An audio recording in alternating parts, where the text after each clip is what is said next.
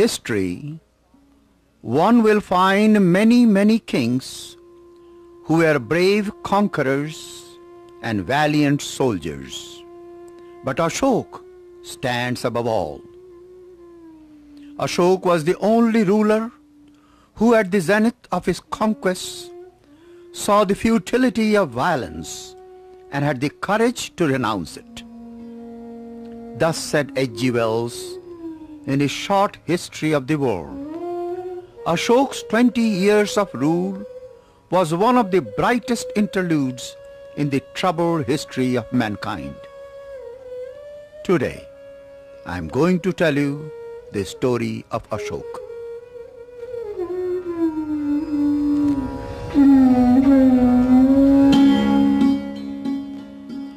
Ashoka was the son of King Bindusar, who ruled India in the 3rd century BC.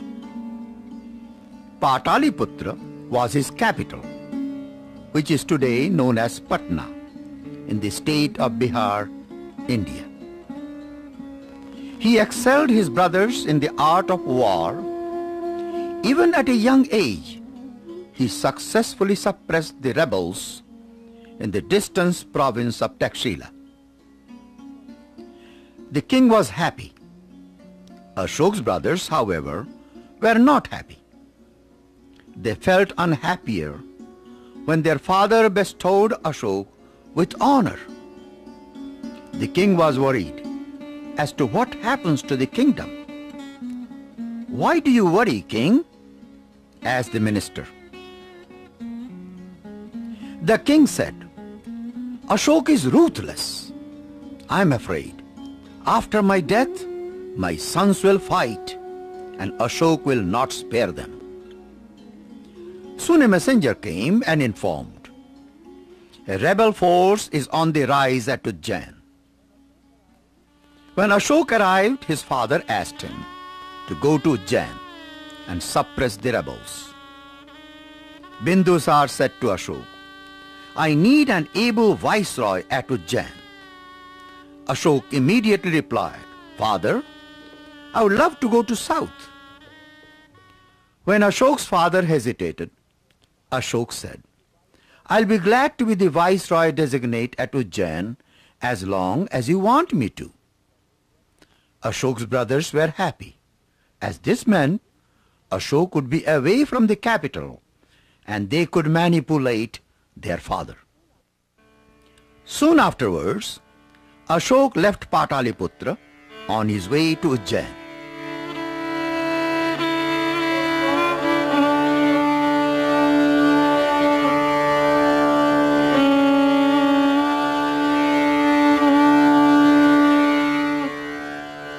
Most of his journey towards Ujjain was on horseback. On his way, he crossed the beautiful city of Vidishanagar, a city of Buddhists. He asked his people to camp near Vidishanagar. A little while later, when Ashoka was resting under a tree, he saw a group of girls on their way to the temple. Ashoka was charmed by the beauty of the leader, Vidisha. He asked, "Which temple are you going to?" Vidisha responded, "We are not going to a temple. We are going to Chaitya, the congregation of the Buddhists, under the Bodhi tree on the roadside." "Then you are a Buddhist?" inquired Ashoka. The girl happily said, "Yes." Her friends were getting impatient. They called, "Vidisha, we are getting late. Let us go." Ashoka kept looking at her until she disappeared. Then he called his messenger and asked him to find out where Vidisha's parents live. "I want to see them," said Ashoka. He was overwhelmed by Vidisha's beauty. The messenger soon came back with the news that she is the daughter of a merchant. Ashoka said, "Tell the merchant that I want to meet him." The merchant was shocked to see Ashoka. "I want a favor from you," said Ashoka. I want the hands of your lovely daughter, Vidisha, requested Ashoka. The merchant was overjoyed. I am greatly honored. I am more than happy for my daughter.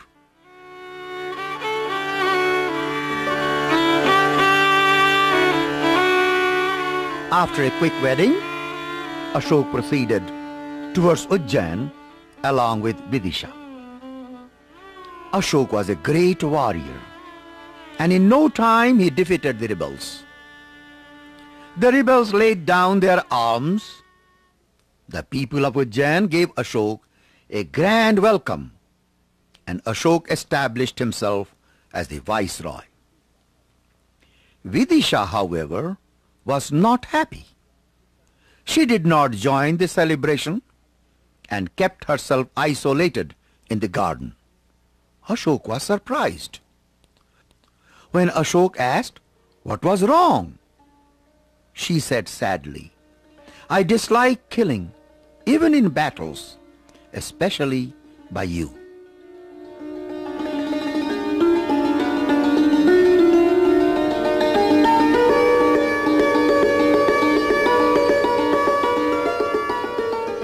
Ashoka said, that's silly. You say this because you are a Buddhist. I am a Kshatriya, Ashoka said. It is my duty to rule and kill if necessary. What about Bimbisar, another powerful ruler? Objected Vidisha. He found peace in the teachings of Buddha. Ashoka did not reply. But the difference between Ashoka and Vidisha persisted. Few months later, Vidisha gave birth to a son. Ashoka named him Mahendra, meaning conqueror of the world. Vidisha said, I wish he conquers the hearts of men as Prince Siddhartha did, who later became Buddha. 2 years later, Vidisha gave birth to a daughter. Vidisha said, Lord, this time let me choose the name. Ashoka agreed. She was named Sanghamitra, meaning the friend of the Buddhist Sangha. That's a Buddhist name, said Ashoka, but I will agree.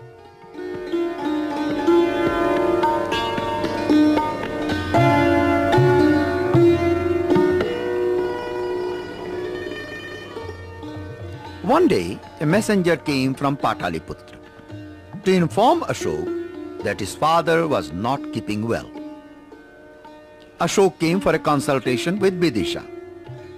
My father is ill. I have to rush to Pataliputra. I am coming with you, said Vidisha. Ashoka replied with concern.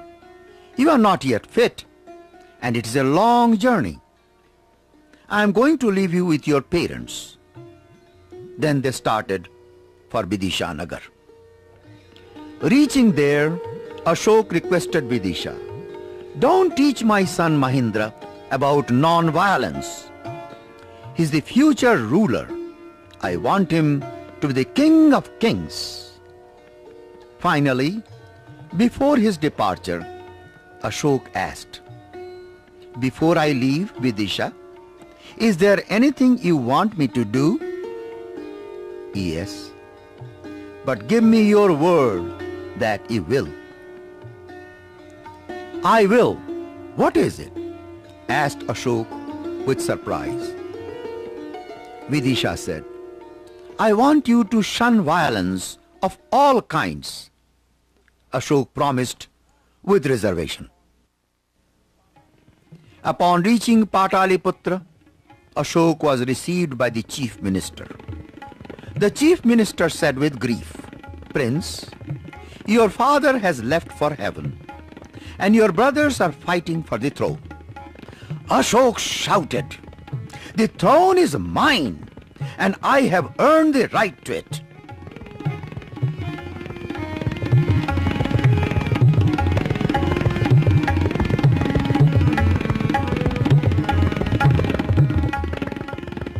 Ashoka forgot all about the promise he made to Vidisha. Ashoka was ruthless in killing all those who challenged his right to the throne. Sumana Devi, wife of one of his brothers, was then expecting a baby. The maid said, "Princess, I fear for the life of the unborn child. I suggest you run away from here as soon as you can." "But where and how?" said the princess. "I will show you a secret path to get out of the palace. Then you will be on your own," said the maid. Escaping from the palace, Sumana Devi wandered in the forest until she met an old man who took pity on her. The old man asked the princess to come and stay in his house until the baby was born. But she felt sick on the way. The old man said, "Don't worry, my house is not very far from here. I will get my wife. You lie down under the Nigrod tree." The old man and his wife quickly came, and under the Nigrod tree found a boy was born to Sumana Devi. He was named Nigrod Kumar.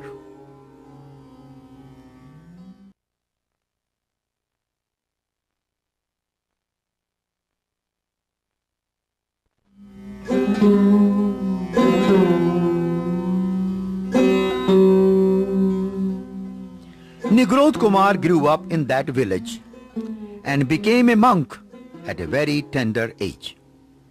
Meanwhile, Ashoka had become a powerful king. No one could dare to challenge his monarchy. But he was not comfortable with Kalinga, one of the independent adjoining states. Independence of Kalinga bothered Ashoka. He wanted Kalinga to be a part of his kingdom. Soon Ashoka's army invaded Kalinga. The soldiers of Kalinga fought bravely.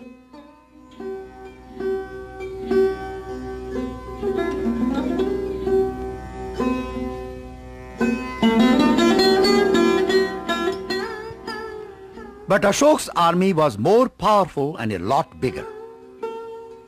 When the news of victory reached Ashoka, he said to the commander, "I shall visit Kalinga."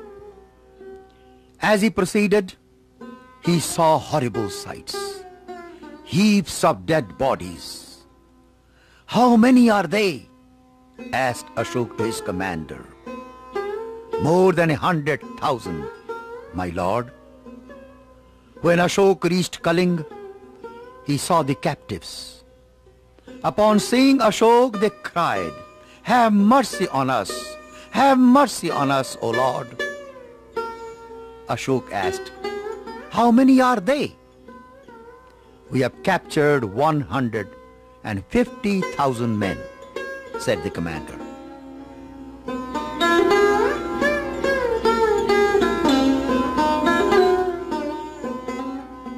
When Ashoka further proceeded, the entire city was desolate. Very sadly, Ashoka looked at the city.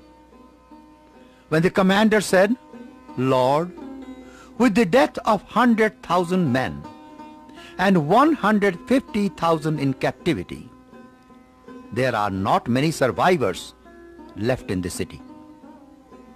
Ashoka saw the sufferings of the people. He did not want to stay in Kalinga anymore. He ordered for a quick return to his palace in Pataliputra. But he never could stay in peace. The disaster of the Kalinga war touched him so deeply that he spent sleepless nights. To add to his grief, a messenger came from Vidishanagar with a letter from Vidisha. Vidisha wrote, "Aryaputra, you have broken the promise. I am sending the children to you. Please look after them properly." "Where is Vidisha?" asked Ashoka. The messenger said, "She plans to join the Sangha of Buddha." Ashoka drew some comfort from the presence of his children, but continued to brood over the killings of Kalinga. One day from his palace window, he saw a monk passing along the road. Ashoka was drawn towards the monk and asked to himself, "Who can he be? Why do I feel so close to him?" He asked his attendant to go quickly and fetch the monk. When the monk came, Ashoka asked, "Who are you?" The boy calmly replied, "I'm a monk." "May I know your name?" asked Ashoka. "My mother used to call me Nigrod Kumar," said the monk.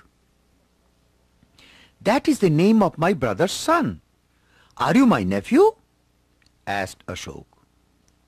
"Yes, I am your nephew, and I know what is going on in your mind." "You hate me, don't you?" asked Ashoka.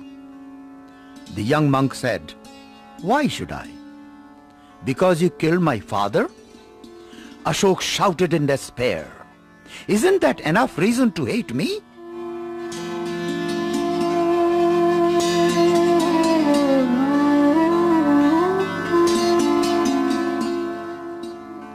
Nigrod Kumar quietly replied, "Hatred is destructive. I love all. Hate should be conquered by love." "Where did you learn this at this young age?" inquired Ashoka. "From the teachings of Buddha," said the boy. "They bring peace to troubled minds." Helplessly, Ashoka said, "My mind has not known peace." "Then seek refuge in Buddha," said the monk. "Will you accept me as your disciple?" asked Ashoka. "Yes, I will," said the monk, and asked Ashoka to repeat after him. "I take refuge in Buddha. I take refuge in Buddha." Ashoka continued, "I take refuge in Buddha. I take refuge in Buddha. I take refuge in Sangha. I take refuge in Dharma." Then Ashoka sat down in meditation, purifying his mind to attain peace.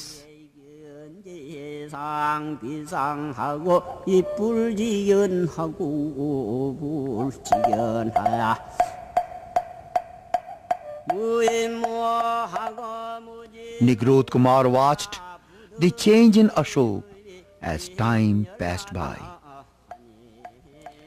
Ashoka was transformed from his violent life to a peaceful life. All his attention now was on bringing peace and happiness to the people. He established rest houses for the travelers and dispensaries for the sick. He erected pillars and carved instructions on rocks, asking people to love God and all living beings. He began to lead a simple life. One day, his son Mahendra came and said, "Father, you have given away all things of pleasure, except..." "Except what, Mahendra?" asked Ashoka impatiently. "Your children," was the answer from Mahendra. "I want to join Sangha." "Must you, Mahendra?" asked Ashoka. "It is with a heavy heart, but I give you permission."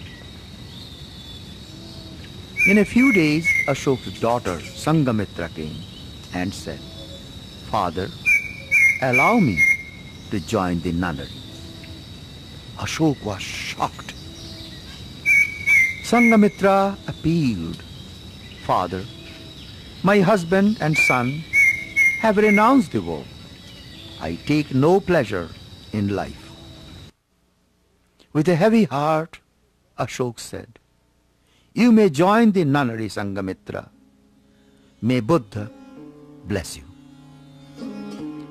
After a few years, Ashoka's son came back and sought his permission to go to Lanka for the spread of Buddhism. Ashok blessed Mahindra, now a monk, and asked him to spread the message of Buddha all over the world.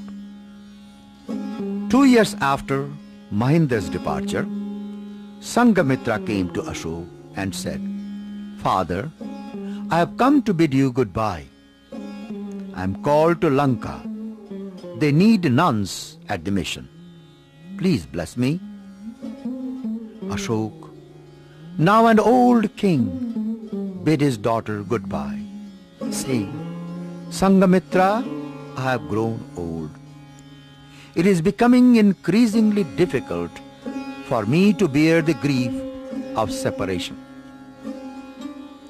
Yet, for the cause of Buddha, you have to go. I bless you with all my heart." With the departure of his daughter, tears rolled down his eyes, and the mighty King Ashok felt helpless. He remembered his wife, Vidisha. "Your children have left me, just as you did, for the sake of Dharma." Nigrodh Kumar came and consoled him. The monk said, "By sacrificing your dear ones, you have proven that Dharma, the righteous duty, is dear to you." Ashok was known as Dharma Ashok, the dutiful Ashok, and he ruled for many years and looked after the welfare of the subjects of his vast empire, as a father would look after his children. Ashok's principles are still considered as a role model for all rulers. The national flag of independent India is adorned by the Dharma Chakra as found on Ashok's pillar. Namaskar.